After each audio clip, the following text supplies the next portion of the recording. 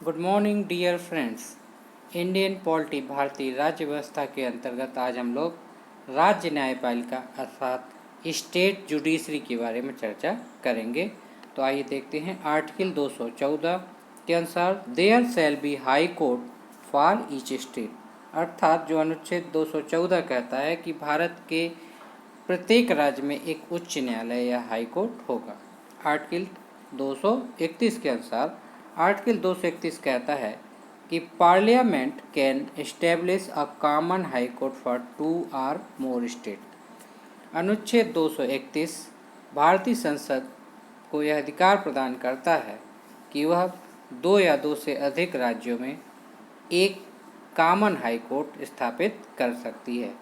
Punjab and Haryana दोनों राज्यों का एक ही हाई कोर्ट है, उच्च न्यायालय है।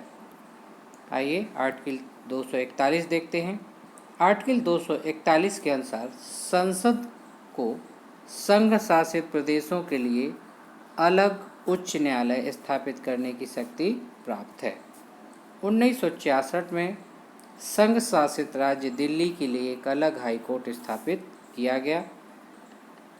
टोटल भारत में कितने हाई कोर्ट हैं? High court in India, total Bharat में कुल 25 हाई कोर्ट हैं वर्तमान समय में।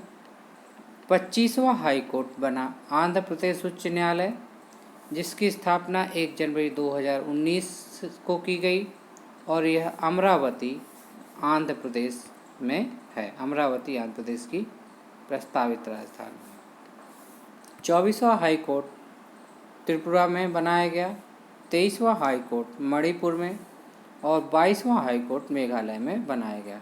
इन तीनों की स्थापना 2013 में की गई। भारत का सबसे पुराना high court Calcutta high court है। इसकी स्थापना 1 जुलाई 1862 को की गई। इसके बाद बॉम्बे हाई कोर्ट दूसरा सबसे पुराना हाई कोर्ट है। इसकी स्थापना 14 अगस्त 1862 को की गई। तीसरा हाई कोर्ट जो सबसे पुराना है वो मद्रास हाई कोर्ट, जो 15 अगस्त 1862 को स्थापित किया गया।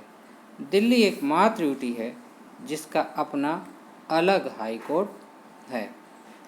अब आइए अपने प्रदेश की चर्चा करते हैं। तो प्रदेश का जो हाई कोर्ट है इलाहाबाद हाई कोर्ट, जिसे प्रयागराज हाई कोर्ट अब कहते हैं, इसकी स्थापना 1866 में की गई थी। वर्तमान समय में उत्तर प्रदेश में कुल 160 जज हैं। यह जो है भारत में सबसे ज़्यादा जजों की संख्या है। Chief justice of Allahabad high court हैं वर्तमान समय में गोविंद माथुर। किसी भी उच्च न्यायालय में प्रथम महिला चीफ जस्टिस बनी लीला सेठ और भारत के किसी भी उच्च न्यायालय में जो प्रथम महिला न्यायाधीश बनी थी वो अन्ना चांडी। आइए गुवाहाटी हाई कोर्ट के क्षेत्राधिकार की बात कर लेते हैं। गुवाहाटी हाई कोर्ट का क्षेत्राधिकार भारत में सबसे अधिक 4 राज्यों पर है और ये 4 राज्य हैं असम, नागालैंड, मिजोरम और अरुणाचल प्रदेश। यहाँ पर एक बात ध्यान दीजिएगा कि 2013 के पहले गुवाहाटी हाई कोर्ट का क्षेत्राधिकार कुल 7 राज्यों पर था। दूसरा है मुंबई हाई कोर्ट। इसका क्षेत्र का अधिकार 2 राज्यों महाराष्ट्र और गोवा पर है। साथ ही 2 केंद्र शासित प्रदेशों के लिए भी यह हाई कोर्ट का कार्य करता है। भारत में 6 हाई कोर्ट हैं जिनका क्षेत्राधिकार 2 या 2 से अधिक राज्य या यूटीएस पर है। आर्टिकल 217 का एक अपॉइंटमेंट्स ऑफ जज के बारे में बताता है, अर्थात उच्च न्यायालयों में जो जज नियुक्त किए जाते हैं। तो उच्च न्यायालयों में जजों की नियुक्ति राष्ट्रपति करता है, लेकिन इसके लिए वह सर्वोच्च न्यायालय के मुख्य न्यायाधीश और राज्य के राज्यपाल से परामर्श लेता है। अनुच्छेद 217 2 जो है क्वालिफिकेशन ऑफ जजेज की बात करता है।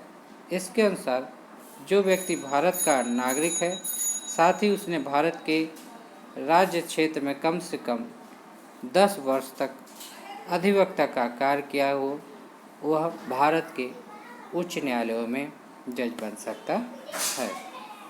आर्टिकल 219 अर्थात अनुच्छेद 219 के अनुसार उच्च न्यायालय के न्यायाधीशों को शपथ राज्य का राज्यपाल दिलाता है। उच्च न्यायालय का न्यायाधीश अपना त्यागपत्र राष्ट्रपति को देता है। आर्टिकल 221 के अनुसार, आर्टिकल 221 के अनुसार उच्च न्यायालयों के जजों के वेतन भत्ते संसद द्वारा निर्धारित किए जाते हैं। ये कंसोलिडेटेड फंड ऑफ स्टेट से दिए जाते हैं, लेकिन पेंशन जो दी जाती है कंसोलिडेटेड फंड ऑफ इंडिया से दी जाती है। आर्टिकल 222 देखते हैं। आर्टिकल 222 के अनुसार राष्ट्रपति चीफ जस्टिस ऑफ इंडिया से परामर्श करके किसी न्यायाधीश का स्थानांतरण एक उच्च न्यायालय से दूसरे न्यायालय में कर सकता है।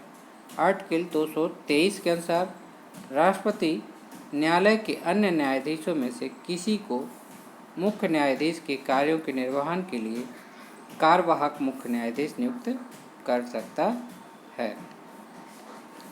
उच्च न्यायालय के जो न्यायाधीश होते हैं वो अपने पद पर 62 वर्ष की आयु तक अपना पद धारण कर सकते हैं। आइए आर्टिकल 32 देखते हैं। आर्टिकल 32 क्या कहता है? Case of violation against fundamental rights of person can approach supreme court. तो आर्टिकल 32 के अनुसार यदि आपके मूल अधिकारों का कोई वायलेशन करता है तो आप सीधे सुप्रीम कोर्ट में अपना मुकदमा दायर कर सकते हैं। इसके लिए सुप्रीम कोर्ट और हाई कोर्ट जो है कुछ रिट्स जारी करता है और ये रिट्स हाई कोर्ट आर्टिकल 226 के तहत जारी करता है। आइए देख लेते हैं कौन कौन से रिट्स हैं जो सुप्रीम कोर्ट और हाई कोर्ट जारी कर सकते हैं। तो पहली रिट है बंदी प्रत्यक्षीकरण। इसकी इंग्लिश होती है हेबेसियस कार्पस। हेबेसियस कार्पस एक लैटिन शब्द है जिसका मतलब होता है निरुद्ध व्यक्ति को न्यायालय के समक्ष प्रस्तुत करो।